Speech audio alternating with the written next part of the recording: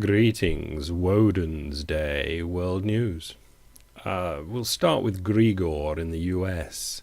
And US average annual total energy consumptions 1975 to 2010 in quadrillion BTU, British thermal units. It's quite interesting. It goes up, it goes down, it goes up again, and it goes down, and it goes up again. Yeah.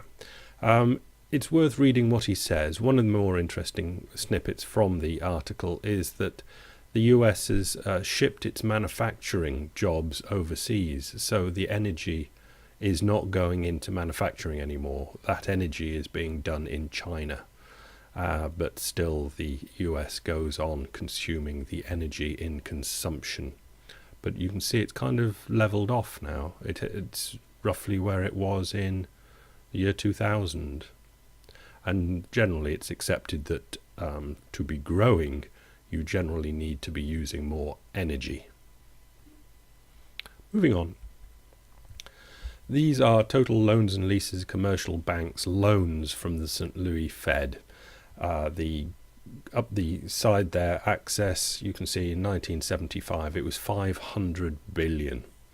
And it goes up from that through 1 trillion, 2 trillion, 3 trillion, all the way up to 2008 at the peak, where in my little insert that I've put in, it was 7.3 trillion. Now, I've gone through the data for this chart, and I find it quite interesting that in 1951, earlier than this chart, the total loans and leases was 52 billion. 1961, 122 billion. 1971, 330 billion. You can see it going down to the 2011 at 6.7 trillion. I've made the percentages increase from over those decades best I can with my little calculator.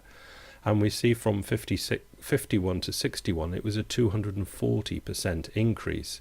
61 to 71 was a 270% increase.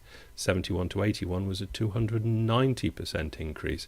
Now I've indented that across a bit because we start going down then. 81 to 91 was 220. 91 to 2001 was 190. And 2001 to 2011 was 170. It was doing quite well in 2008 when it had gone 2001 to 2008. It was up 190. And, you know, you could project that if with 2 more good years it could have gone back to over 200. But the amount of total loans and leases of commercial banks is actually going down as a percentage of increasing going up, if you see what I mean, since 1981. Which is against what I would have thought, maybe. Interesting? I hope so.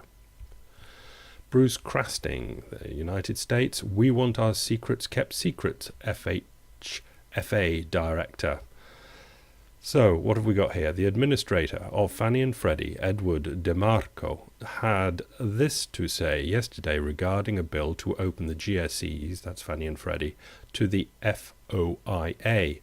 HR 463, introduced by Representative Chavez, would subject enterprises, that's the enterprises Fannie and Freddie, to the Freedom of Information Act. FOIA's core purpose is to blah blah blah. So we get a bit of the blah blah blah, and at the end of it we get the core purpose is not served. This is the DeMarco chap. This core purpose is not served by applying FOIA to Fannie and Freddie, which are still private companies operating in conservatorship. They did not cease to be private legal entities when they were placed into conservatorship, nor did they become part of the FHFA. In other words, he's trying to say that the Freedom of Information Act is really to get information from the government about government things, and Fannie and Freddie aren't government things. But as Bruce notes, still private companies, a big question mark. That's the reason they are shielded, question mark, after the taxpayers shelled out $200 billion and counting. Bullshit. And it's that sort of thing that's got to be sorted out in the United States, or the United States is going nowhere. Let's go across the Atlantic to the United Kingdom. The Telegraph. Mr. Osborne, he's the money man, needs a bolder plan for growth. We've been pushing this a while, but I mean, growth is what everybody's after, and not everyone can have. Telegraph view, a more aggressive growth strategy would lift consumers' spirits and boost business confidence. Bad use of the word spirits there. I don't think they're going to get more bottles of whiskey. People returning to work today after the holiday weekend should have a spring in their step, for the money they will earn for the first time this year will be theirs, not the taxman's. We'll move on. What we've got here is some outfit. It's in here, so this explains what that opening meant. That we have to work 149 days to pay the taxman is depressing, a reminder that just how heavily taxed we are as a country. The first 5 months in the UK, the money goes to the taxman, and the next 7 months is for new. And the dampening effect of the tax burden is not unconnected with yesterday's warning from the British Chamber of Commerce that growth this year will be slower than forecast in the UK. They believe the economy will now expand at just 1.3% this year, less than the original prediction and way below the Office of Budget Responsibility's official forecast of 1.7%. Even the government, Office of National Statistics says 1.7, which is shockingly low. But they think it's high, which is itself pretty anemic. It is indeed. Given that, for the past 2 quarters, the economy has actually been at a standstill. It shrank by 0.5 in the final quarter of last year and grew by the same amount in the first quarter of this. The figures confirm that this is one of the most sluggish recoveries on record. Recoveries? This is not supposed to happen. That's the line I love. This is not supposed to happen. Hey! The conventional wisdom that the deeper the recession, the steeper the recovery is being stood on its head. Just contrast this with what's happening with our continental competitors. The French economy is forecast to grow by 2.25%, Germany by 2.6%. Which is pretty crap anyway, isn't it? 2.25 and 2.6 ain't that clever. Anyway, let's move over to Germany. And Greek, this is a Der Spiegel article. German banks' exposure to Greek debt. Commerzbank is in there with about 3 trillion. But it doesn't add up to much for the banks because they've offloaded it to the government and ECB and anybody else they can find. At the bottom there, government-run FMS Wirt Management has got 7.5 trillion, some unpronounceable thing for bad bank for West LB, 1.5 trillion, and the KfW that I mentioned last week, was it 8.5 trillion.